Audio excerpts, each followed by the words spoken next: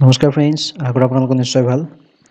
Friends, আপুনি নিশ্চয় শুনিছে যে ক'ৰবাত কোনোবা পুলিচে কোনোবা অপৰাধীক মোবাইল ফোন ট্ৰেকিঙৰ জৰিয়তে ধৰিছে, বা আপোনাৰ বা কাৰোবাৰ যদি মোবাইল কেতিয়াবা চুৰ হয় বা হেৰায়, তেতিয়া কেনেকৈ পুলিচে মোবাইল ফোন ট্ৰেকিঙৰ জৰিয়তে কেনেকৈ হেৰুৱা ফোনটো উদ্ধাৰ কৰে। আৰু যোৱাকালি অসম চৰকাৰে কৈছে যে যদি কোনোবা COVID-19ত আক্ৰান্ত ব্যক্তি বা কাৰোবাৰ যদি সেনেকুৱা চিমটমছ আছে বা কোনোবা যদি সন্দেহ থকা ব্যক্তি আছে, তো তেওঁলোকে যদি নিজে নিজেই মেডিকেলত চেক কৰিব নাযায়, তেতিয়াহ'লে তেওঁলোকক মোবাইল ফোন ট্ৰেকিঙৰ জৰিয়তে তেওঁলোকক বিচাৰি উলিয়াব। তো সেই মোবাইল ফোন ট্ৰেকিং কেনেকৈ কৰে, অৰ্থাৎ পুলিচে কেনেকৈ অপৰাধীক ধৰিবৰ কাৰণে মোবাইল ফোনৰ ব্যৱহাৰ কৰে, তাৰ বিষয়ে আজি ভিডিঅ'টো আলোচনা কৰিম।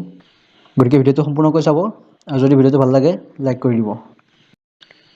চাওক, পুলিচে যেতিয়া কোনোবা অপৰাধীক ধৰিব বিচাৰে, তেতিয়াহ'লে পুলিচক সেই অপৰাধীজনৰ মোবাইলৰ তিনিটা বস্তু লাগে। প্ৰথমটো হ'ল IMEI নম্বৰটো লাগিব।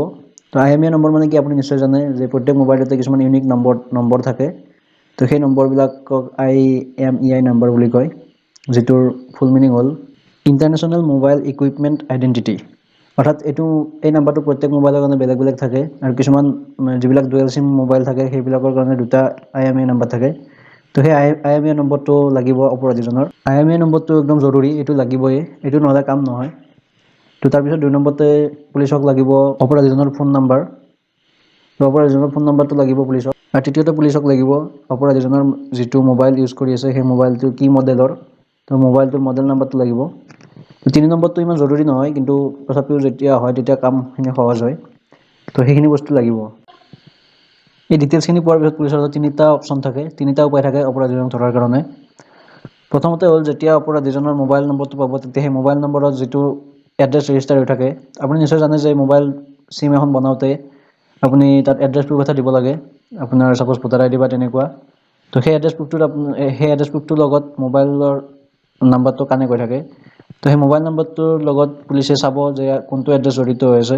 তো সেই এড্ৰেছটোত ভিত্তি কৰি সেই এড্ৰেছটোত গৈ অপৰাধীজনক ধৰিব পাৰে। সেইটো প্ৰথম মেথড। তাৰপিছত যেতিয়া সেইটো মেথডে কাম নকৰে, তেতিয়াহ'লে পুলিচে ফেক কল কৰিব পাৰে, সেই নাম্বাৰটোত এটা কল কৰিব পাৰে, বা বেলেগ বুলি, পুলিচ বুলি নহয়। তো তেনেকৈ ফেক কলৰ জৰিয়তে পাৰে। তো সেই দুটাই যদি কাম নকৰে, তাৰপিছত আৰু এটা মেথড আছে যিটোৱে বেছিভাগ ক্ষেত্ৰত সেইটোৱে কাম কৰে। আৰু ডাঙৰ ডাঙৰ অপৰাধীবিলাকক ধৰিবৰ কাৰণে ডাইৰেক্ট 3 নম্বৰ মেথডটো ইউজ কৰে, কাৰণ তেওঁলোকে যেতিয়া প্ৰথম দুটা ইউজ কৰিব তেতিয়া তেওঁলোকে গম পাই যায়, আৰু তেওঁলোকে তেতিয়া এলাৰ্ট হৈ থাকে। 3 নম্বৰ মেথডটো বহুত নিৰ্ভৰযোগ্য, আৰু সেইটোৰ জৰিয়তে অপৰাধীজনক 100% ধৰাৰ সম্ভাৱনা থাকে। 3 নম্বৰ মেথডটোত পুলিচে যিখিনি ডাটা পাব, সেই ডাটাবিলাক লৈ IMEI নাম্বাৰ আৰু মোবাইল নাম্বাৰ লৈ ছাৰ্ভিচ প্ৰভাইডাৰৰ ওচৰত যাব। ছাৰ্ভিচ প্ৰভাইডাৰক ক'ব এইটোৰ লোকেশ্যনটো উলিয়াই দিয়াৰ কাৰণে।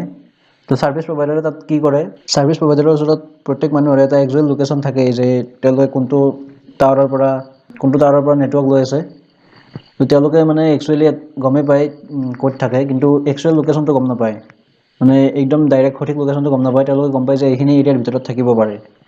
তো তেওঁলোকে সেইটোৱে গম পায়। তো যেতিয়া তেওঁলোকৰ সঠিক লোকেশ্যনটো উলিয়াব লাগে, তেতিয়া তেওঁলোকে কি কৰে, যিটো টাৱাৰৰ লোকেশ্যনত থকা বুলি গম পায়, সেই টাৱাৰটোৰ লগতে আৰু দুটা টাৱাৰ ল'ব ওচৰা ওচৰিকৈ থকা। সেই টাৱাৰ তিনিটাৰ ওপৰত ভিত্তি কৰি লোকেশ্যনখিনি তাত ট্ৰেক কৰি মেথমেটিকেল কেলকুলেশ্যনৰ জৰিয়তে অপৰাধীজনৰ একজেক্ট লোকেশ্যনটো বিচাৰি উলিয়াব পাৰে। এই মেথডটোক ট্ৰায়েংগুলেশ্যন মেথড বুলি কয়, যিটো 100% ছাকচেছ হয়। ইয়াৰ লগতে আৰু কেইটামান কথা আছে। যেতিয়া মোবাইলটো ট্ৰেক কৰিব যাব, তেতিয়া ফোনটো ছুইচ অন হৈ থাকিব লাগিব। যদি বন্ধ হৈ থাকে, মোবাইলটো অফ হৈ থাকে, তেতিয়াহ'লে সেইটো সম্ভৱ নহ'ব, ট্ৰেক কৰা সম্ভৱ নহয়। আগৰ যিবিলাক মোবাইল আছিল, সেই মোবাইলবিলাকত মোবাইলৰ ফোনটো অফ কৰি তাৰ চিমখন উলিয়াই পেলাই দিলে, তাৰপিছত তাত যদি নতুনকৈ চিম লগায়, তেতিয়া সেইটো ট্ৰেক কৰিব পৰা নগৈছিল। কিন্তু সেইটো আগৰ মোবাইলবিলাকত আছিল, যিবিলাক স্মাৰ্টফোন নহয়। তো স্মাৰ্টফোনবিলাকত কি হয়, যেতিয়া আপোনাৰ ফোনটো ছুইচ অফ কৰি চিমখন পেলাই দিয়াৰ পিছতো যেতিয়া আকৌ ফোনটো অন কৰিব, তেতিয়া আকৌ লোকেশ্যনটোৰ কথা গম পোৱা যাব। এইবিলাকৰ উপৰিও আৰু এটা মেথড আছে, GPS মেথড বুলি কয়। সেই মেথডটো পুলিচে ইউজ নকৰে, কিন্তু ইণ্ডিভিজুৱেল মানুহে ইউজ কৰে নিজৰ কিবা বস্তু ট্ৰেক কৰিবৰ কাৰণে। ছাপ'জ কোনোবা এজন মানুহৰ 3-4খনমান বাছ আছে বা গাড়ী আছে, কিবা বেলেগ গাড়ী।